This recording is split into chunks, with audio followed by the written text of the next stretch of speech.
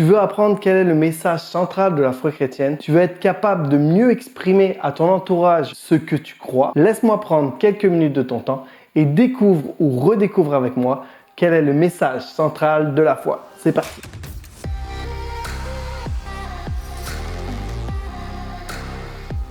Pour développer ce sujet, on va bien évidemment se baser sur la Bible, qui est la base, la référence de la foi chrétienne. La première question, c'est qui est Dieu? Donc si on se fie à la Bible, Dieu est créateur de tout ce qui existe. Dieu est indépendant, dans le sens où il ne dépend de rien ni personne pour exister, il se suffit à lui-même. Dieu est immuable, ça veut dire qu'il ne change pas. Le théologien Louis Berkhof nous dit « Dieu est immuable, il ne change pas dans son être, ses perfections, ses desseins et ses promesses. Cependant, Dieu agit et éprouve des émotions et il agit et s'émeut différemment en réponse à différentes situations. » En gros, Dieu ne change pas dans qui il est, mais dans son interaction avec sa création, il agit différemment. Dieu est éternel, intemporel et omniprésent. En gros, Dieu existe depuis toujours, il existera toujours. Il existe dans toutes les générations en même temps et dans tous les lieux en même temps. Dieu n'est pas fixé dans le temps comme nous le sommes. Dieu n'est pas fixé dans l'espace comme nous le sommes. Dieu est omniscient, il sait tout. Dieu est omnipotent et il peut tout. Dieu est amour, c'est évidemment, je pense que tout le monde a déjà entendu cet attribut de Dieu. Dieu est saint, ça veut dire qu'il est parfait, il est séparé du péché, séparé de ce qui est mal. Dieu est juste, ça veut dire qu'il agit de façon juste en tout temps. Vu qu'il est partout, il sait tout, il peut tout, son jugement est infaillible. Bien évidemment, on survole juste les attributs et il y a plein d'autres attributs. Si c'est un sujet qui vous intéresse et que vous aimeriez que je le développe dans une autre vidéo, dites-le en commentaire. On peut dire en résumé que Dieu nous dépasse et que nous ne pouvons pas le comprendre totalement, mais il se révèle à ceux qui le cherchent.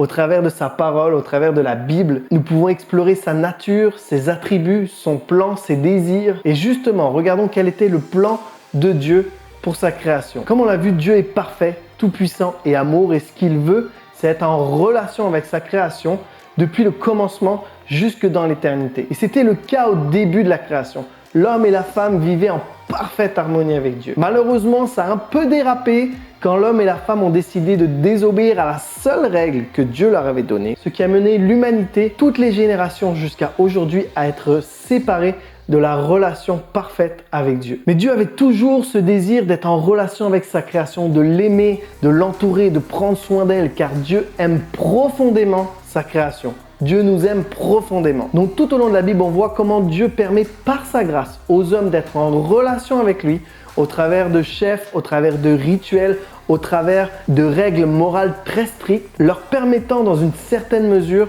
de garder une relation avec le Dieu créateur qui est gracieux et patient. Malheureusement, l'histoire nous montre que l'homme est incapable de suivre les règles de Dieu, de suivre la perfection de Dieu.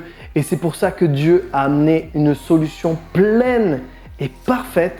Et cette solution, c'est Jésus. Mais qui est Jésus? Alors la Bible nous enseigne que Jésus était avec Dieu dès le commencement, depuis toute éternité. Jésus est Dieu, il partage les mêmes attributs divins que nous avons vus précédemment. La Bible nous dit dans Jean 1 que Jésus est la parole créatrice de Dieu, que tout a été fait par lui et que rien n'a été fait sans lui. Dieu et Jésus et le Saint-Esprit, qu'on verra plus tard, vivent une relation parfaite d'amour, de plénitude, ne formant qu'une seule entité divine. On ne rentrera pas profondément dans le sujet de la Trinité, mais si c'est un sujet qui vous intéresse et que vous aimeriez que je développe, écrivez-le en commentaire. Jésus est Dieu. Il a fait le choix de se dépouiller.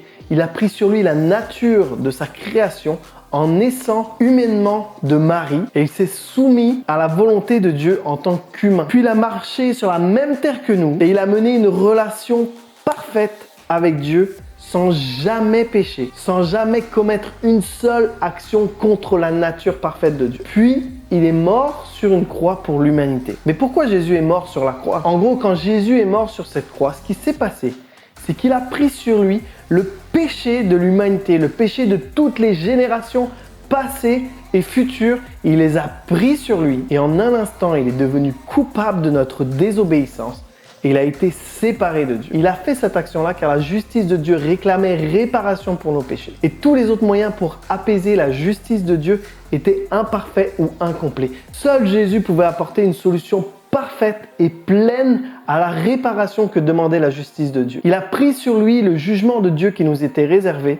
Il est descendu dans le séjour des morts avec le poids du péché de l'humanité. Mais le plus fort dans tout ça, c'est que 3 jours plus tard, Jésus est ressuscité. Il a vaincu la mort. Et en faisant ça, il a rendu tous ceux qui croient en lui libres du jugement de Dieu et il leur a offert une restauration complète de la relation parfaite avec Dieu. La seule chose qu'il nous demande, c'est de croire. Comme dès le commencement, l'homme et la femme avaient le choix d'obéir ou de désobéir à Dieu, aujourd'hui on fait face au même choix. On a le choix de reconnaître par la foi que Jésus a pris nos fautes et tout ce qui nous séparait de Dieu afin de rétablir cette relation parfaite avec Dieu maintenant et pour l'éternité. Ou on a le choix de refuser ce que Jésus a fait pour nous et de vivre séparés de Dieu aujourd'hui et pour l'éternité. C'est le même choix qu'au commencement. Ça n'a pas changé. Dieu a juste rendu ça vraiment plus simple. C'est ça la grâce de Dieu. Dieu a mis sur Jésus tout ce qui nous séparait de lui afin d'être en relation avec nous. Maintenant, si tu choisis par la foi de croire que Jésus est mort pour tes péchés et ressuscité pour te rendre libre, tu ne seras pas tout seul. La Bible nous enseigne que quand Jésus est remonté au ciel, il nous a envoyé le Saint-Esprit. Mais qui est le Saint-Esprit? Le Saint-Esprit, c'est la 3e personne de la Trinité que Jésus a envoyée lors de son ascension afin que nous puissions marcher sur cette terre avec le même esprit que lui quand il était sur cette terre. En gros, on a vu que si on accepte Jésus par la foi, Dieu nous voit parfait grâce à Jésus. Mais on n'est pas parfait. On est loin d'être parfait. Je parle de toi là, ici, là. Toi, le Saint-Esprit nous aide à devenir de plus en plus comme Jésus. En gros, le Saint-Esprit nous aide à ne plus être dépendant de notre péché et à reconnaître plus rapidement quand nous sommes en train de pécher. Il nous enseigne, il nous reprend, il nous guide afin que nous soyons toujours et encore plus comme Jésus sur cette terre. Voilà le message central de la foi chrétienne. Dieu a tellement aimé sa création qu'il a envoyé Jésus prendre sur lui toutes nos fautes afin que tous ceux qui croient soient sauvés du jugement de Dieu et soient en relation parfaite avec lui maintenant et pour l'éternité. Il y a plein de sujets qui mériteraient une explication dans ce que je viens d'aborder. J'ai vraiment fait un survol, mais s'il y a des sujets qui vous intéressent, n'hésitez pas à le mettre en commentaire. Abonnez-vous à la chaîne pour suivre les autres vidéos de cette nouvelle émission et on se voit bientôt.